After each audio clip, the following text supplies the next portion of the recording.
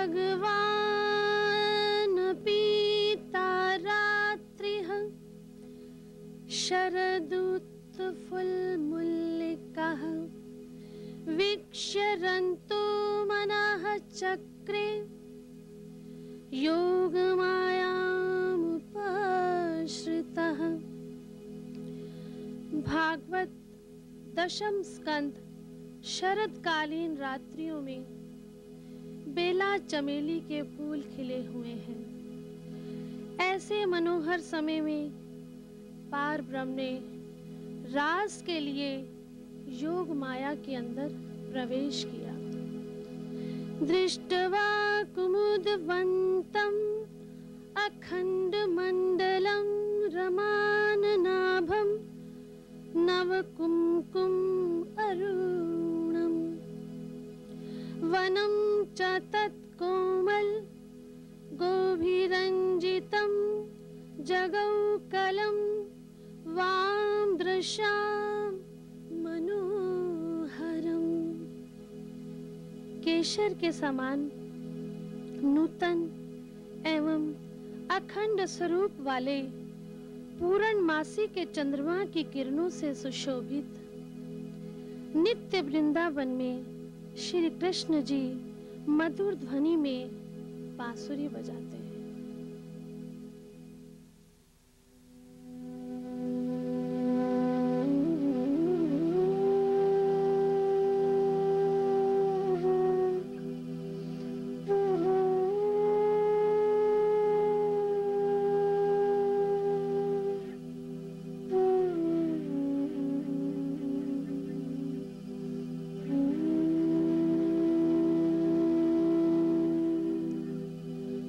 वचन विचारो रे वचन विचारो रे मिठड़ी वल्लभा चार जुबानी वचन विचारो मिठड़ी वल्लभा चार जुबानी अर्थ लिए बिना एरे अंधेरी करत सबों को पानी वचन विचारो मिठड़ी वल्लभा चार जुबानी।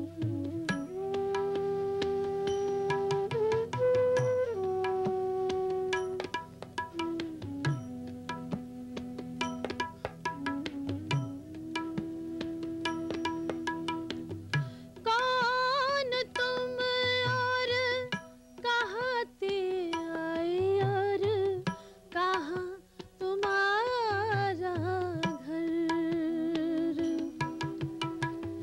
एक कौन भौम और कहाँ श्री कृष्ण जी पाओगे कौन तर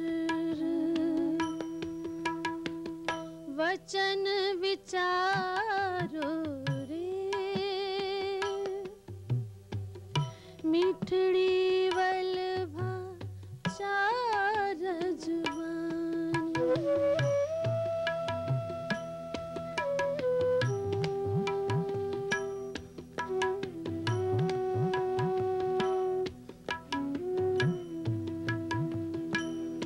तुम पाँच के बांधे पाँच दिखत हो पाँच के चौदह भवन ए पाँचों प्रलय हो जासी पीछे कब ढूंढोगे अपना वतन वचन विचारो रे मिठड़ी वल्लभा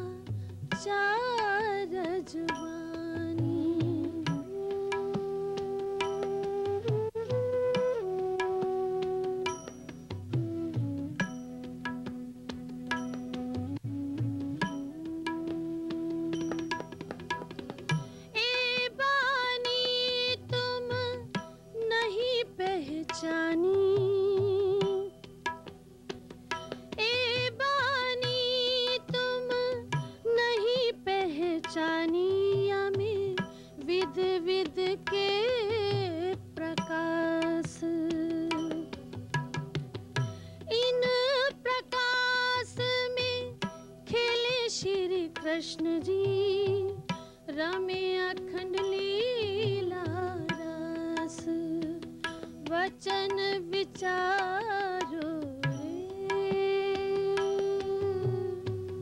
मिठड़ी वल्लभा चार जुबानी।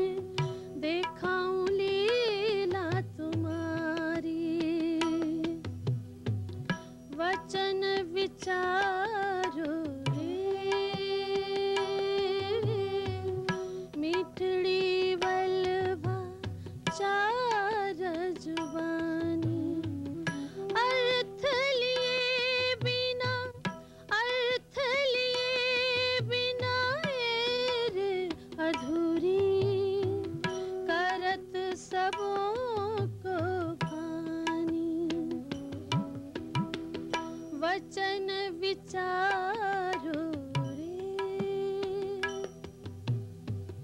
मिठड़ी वल्लभा चार जुबानी, मिठड़ी वल्लभा चार जुबानी, मिठड़ी वल्लभा चार जुबानी।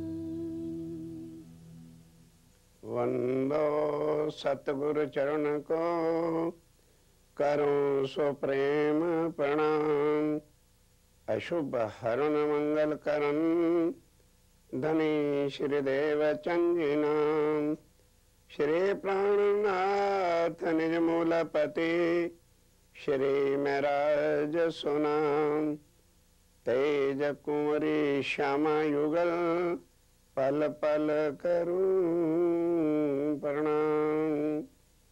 उपस्थित साथियों, इससे पूर्व सृष्टि का सर्जन और सर्जनहारा कौन है, श्री प्राणनाथ जी की वाणी के आधार से मैंने आपके सामने रखा, और उसके प्रमाण गीता, भागवत, वेद, शास्त्र, बाइबल, कुरान के हिसाब से सब ने कहा है कि अक्षर, अक्षर और अक्षरातीत। थोड़ा सा इस पर और विचार बाकी है जो करेंगे कि ये जो क्षर का ब्रह्मांड है, यहाँ पर मोह तत्व है, और इस कारण से ही मोह के अंधकार में, माया में फंसकर हर मानव जो है मेटीरियलिज्म के पीछे चलता है। उसको ये याद ही नहीं कि मैं कौन हूं, कहां से आया हूं और मरने के बाद जाना कहां पर है। इससे आगे योग माया का जो ब्रह्मांड है, उस तत्व को कृष्ण तत्व अर्थात अखंड तत्व कहते हैं, जिस पर आज हम थोड़ा विचार करेंगे। और उससे आगे भी कोई तत्व है, क्योंकि तो वो तो योग माया का ब्रह्मांड जो है अक्षर का ब्रह्मांड है। उससे आगे अक्षरातीत पूर्ण ब्रह्म जो है, जहां नूर तत्व है, वहां की भूमि, वहां के वृक्ष, वहां के महल, नूर ही नूर से भरपूर नूर ही तत्व है। तो कई लोग नूर तत्व को डिवाइन लाइट समझकर एक नया धर्म बना करके बैठ जाते हैं। ना भाई ना, वो नूर तत्व का अर्थ क्या है कि वहां पर हर चीज नूरमयी है, और नूर तत्व का गुण क्या है कि सदा अनादि है। अब ध्यान रखना, परम धाम किसे है? फिर हर चीज चेतन है, वहां हर चीज प्रकाशमय है, हर चीज वहां सुगंधी ही सुगंधी है, और वहां की किसी चीज को भी, जैसे वृक्ष हैं, घास है, उनको पानी नहीं चाहिए, उनको पार ब्रह्म की वो नूरमयी नजर से ही उनकी वो खुराक है।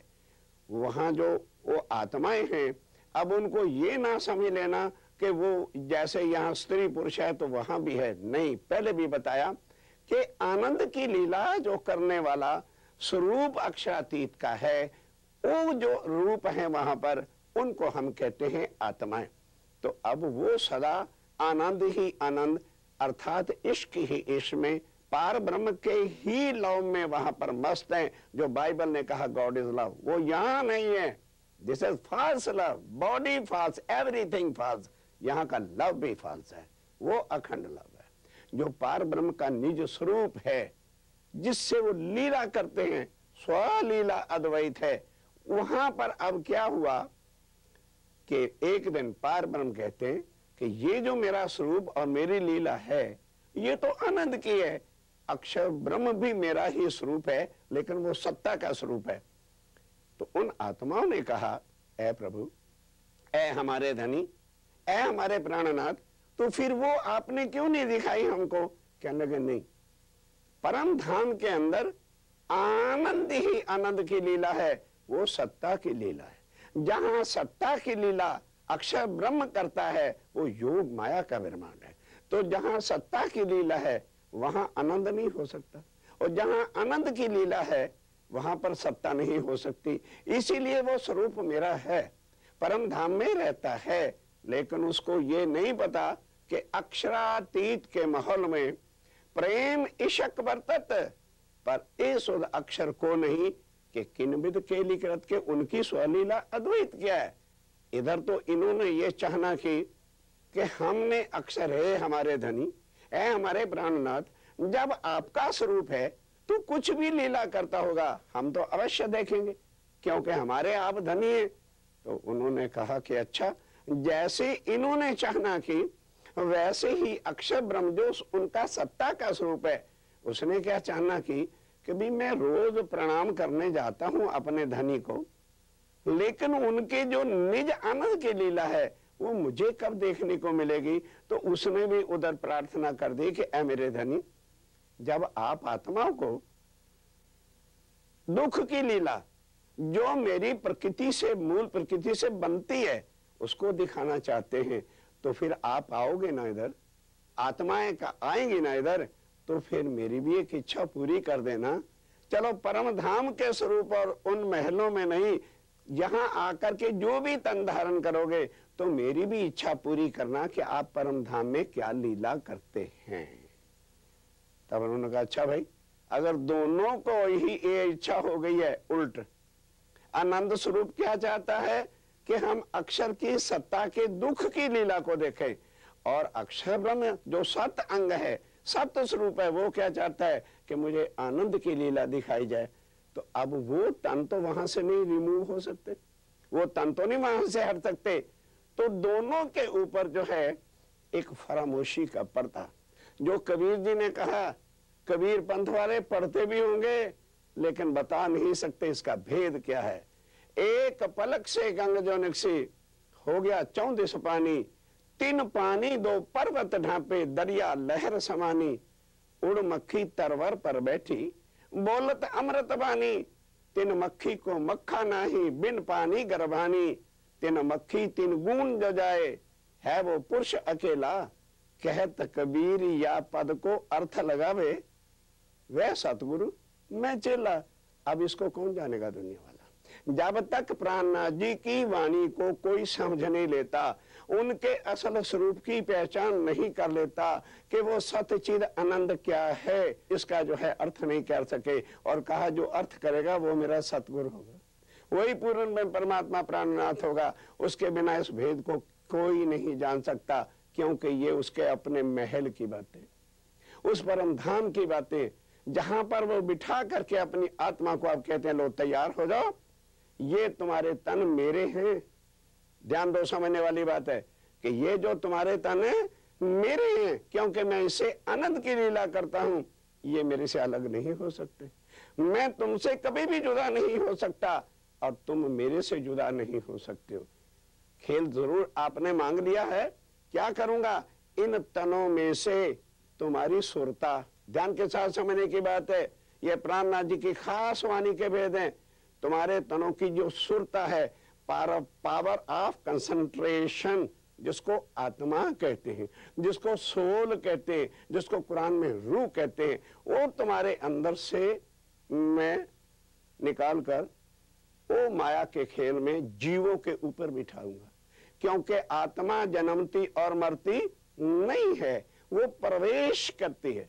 इसी तरह से अक्षर ब्रह्म की आत्मा को भी मैं लेके जाऊंगा, उस पर मेरी केवल शक्ति बैठेगी, मैं नहीं जा सकता।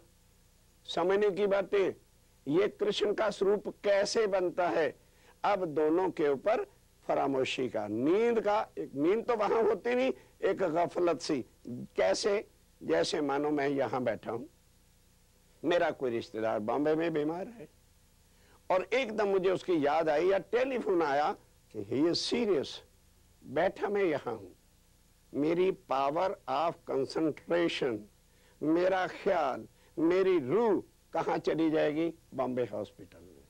तन मेरा यहीं का यहीं होगा, आंखें खुली होंगी, सब कुछ होगा, कान सुचेत होंगे, पर मेरी पावर ऑफ कंसंट्रेशन, आत्म रूह जो है, जब वहां चली जाएगी तो मैं, आंखें खुली होंगी, किसी को देख नहीं सकता, कान सुचेत होंगे, किसी की आवाज नहीं सुन सकता। ये हालत हो गई उन आत्मा की।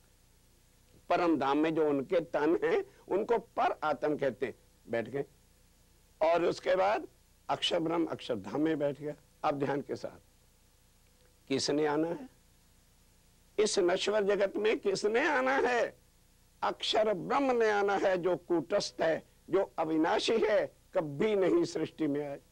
और उससे आगे अक्षरातीत ने आना है, जिनके आने का तो कोई सवाल ही नहीं बनता था, पर आत्माओं ने, जो उनके आनंद अंग है, जिनसे वो अलग नहीं हो सकते, उन्होंने जब मांग कर ली तो आओ। अब क्या होता है, किसी की आत्म के ऊपर तो आके अक्षरातीत की शक्ति और अक्षर की आत्म बैठेगी किसी के अंदर। विष्णु भगवान को हुक्म दिया, वो पहले से ही ऐसी रचना रच रखी थी। आओ मेरे साथियों, अब कृष्ण क्या है जिस पर आज हमने विचार करना है।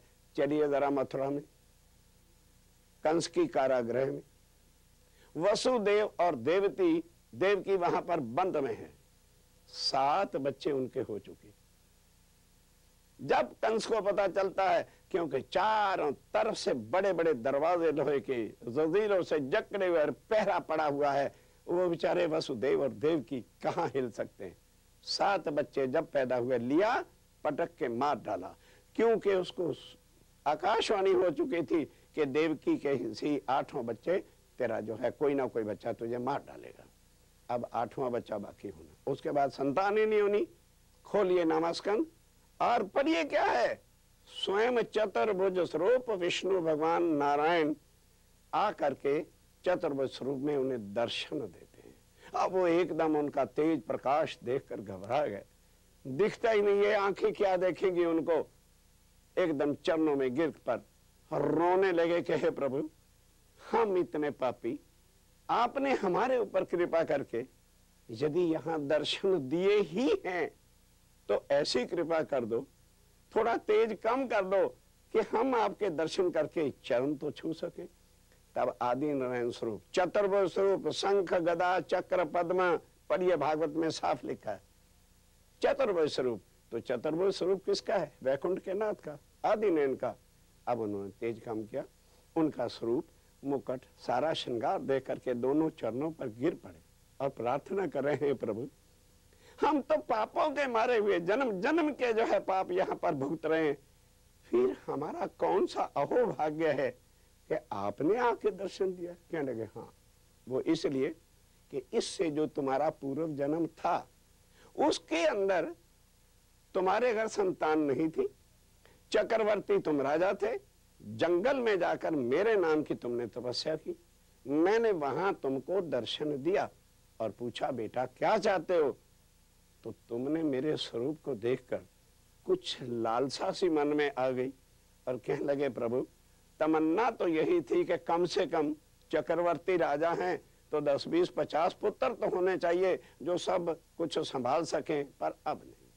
आपका स्वरूप देखकर हमारी इच्छा यही है, यही हमारी मांगनी है, एक ही लड़का भले हमारे घर हो जाए पर तुम्हारे जैसा स्वरूप हो, सब कुछ तुम्हारे जैसा हो, ध्यान दो, तो मैंने तुम्हें वरदान दिया था और कहा था तस्सासु, अगली बार जब फिर तुम मनुष्य तन में आओगे पति पत्नी, तो फिर मैं तुम्हारे घर आके जन्म लूंगा।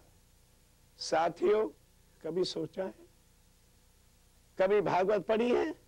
विचार करो इसके ऊपर कि जो ये कह रहा है मैं तुम्हारे घर जन्म लूंगा, तो इस सृष्टि का विधान क्या है? जो जन्मता है सो मरता है, और जो जन्म और मरण के अंदर आता है वो कभी भी पूर्ण ब्रह्म हो नहीं सकता।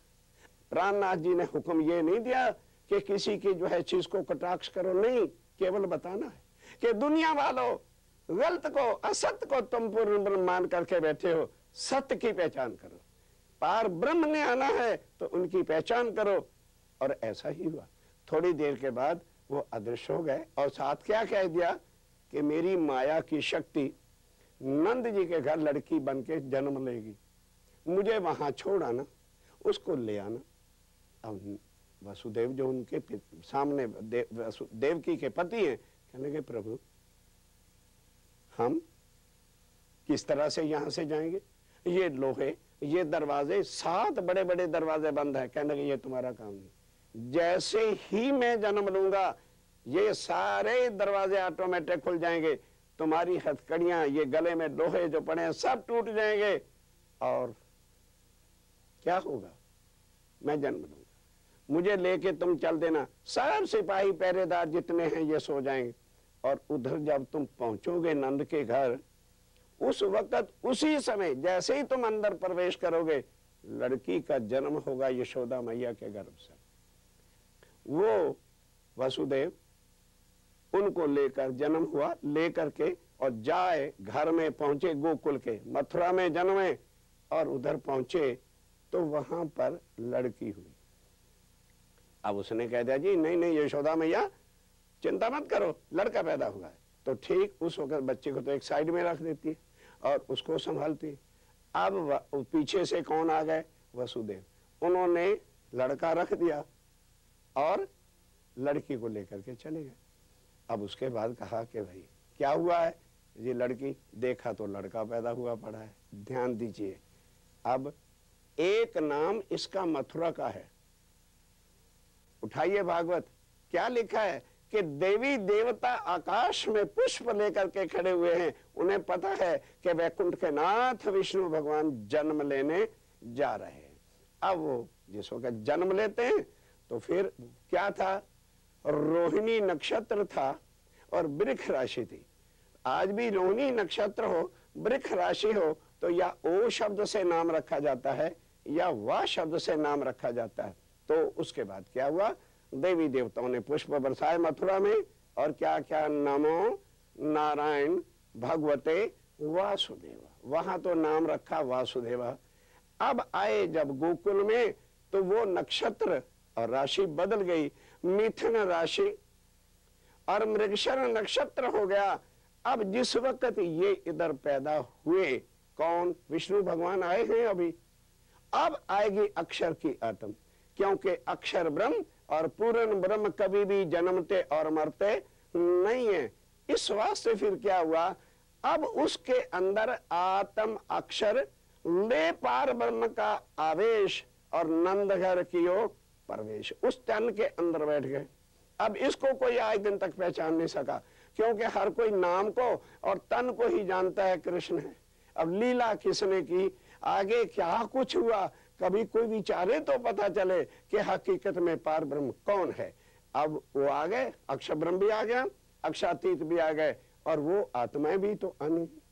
तो ब्रिज और गोकुल के अंदर जितनी कुंवारी कन्याएं थी, उनके तनों में आकर परम धाम की आत्माओं ने प्रवेश किया। अब इसको कोई समझेगा क्या? भागवत के व्यास जी ने बताया कि वो गोपियां अब रात को तड़पती हैं, कब हम जाके, क्योंकि रात का 1 बजे का समय होता है, कि तब चाहना उपजी अति घनी, किनको? परम धाम की आत्मा को। कब मिलसी हम अपने धनी, तड़प तड़प के रात गुजारी। सुबह 9 बजे के समय श्रृंगार किया, 16 कला का श्रृंगार। एक कुंवारी कन्या तभी सजती है जब उसको अपने पति के पास जाना होता है। किस रिश्ते के साथ?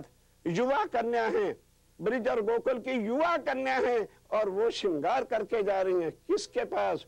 जो बच्चा अभी 8 घंटे का है, क्या उसका वो पति हो सकता है? ये ओ पार ब्रह्म ने जो आके लीला की, अंदर आई ना शक्ति उनकी, पर किसी ने पहचाना नहीं। इस वास्ते जो है आज दिन तक वो कृष्ण को कोई किसी रूप से मान रहा है, कोई किसी से मान रहा है। तो अब इसका हकीकत का भेद जो है अगली मीटिंग में हम आपके सामने प्राणनाथ जी के आधार पर जो है रखेंगे।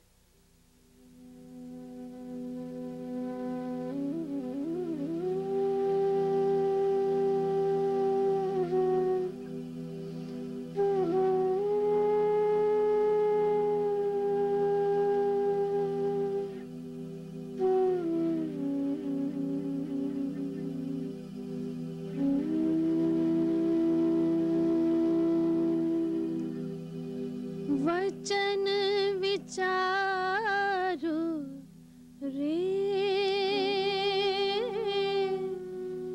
वचन विचारो रे, मिठड़ी वल्लभा चार जुबानी, वचन विचारो मिठड़ी वल्लभा चार जुबानी। अर्थ लिए बिना, अर्थ लिए बिना एरे अंधेरी, करत सबों को पानी। वचन विचारो मिठड़ी वल्लभा चार जुबानी।